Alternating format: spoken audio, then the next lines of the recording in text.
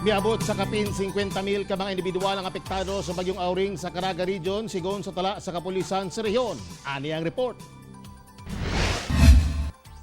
Sa tala sa PRO 13 Regional Tactical Operations Center, nasa 51,445 individuals o 13,725 families na ang nadala sa evacuation center sa rehiyon ug anaa sa 169 individuals ang naluwas sa pagbaha tungod sa bagyong Auring.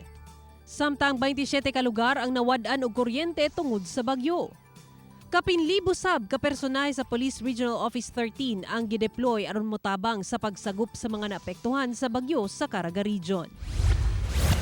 Lakip sab sa naapektuhan sa bagyong Auring ang Agusan del Norte kung asa usa ka punuan sa kahoy nga dunay dalang yuta ang mibabag sa National Highway sa Barangay Baligian sa Habonga human nagka-landslide sa lugar.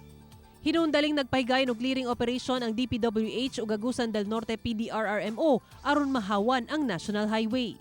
Samtang pipila ka barangay road sa Kitcharaw, Santiago ug Remedios T. Romualdez ang naapektuhan sab sa landslides ug flash floods Domingo sa gabii. Gilayong gipamakwit ang mga residente.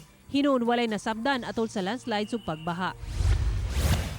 Samtang sa Surigao City, tungod sa pagka-stranded sulod sa pipila ka adlaw sa kapin 200 ka mga truck sa Lipata Port, halos na nga daot na ang mga kargang gulay ug prutas nga ibaligya unta sa Maynila.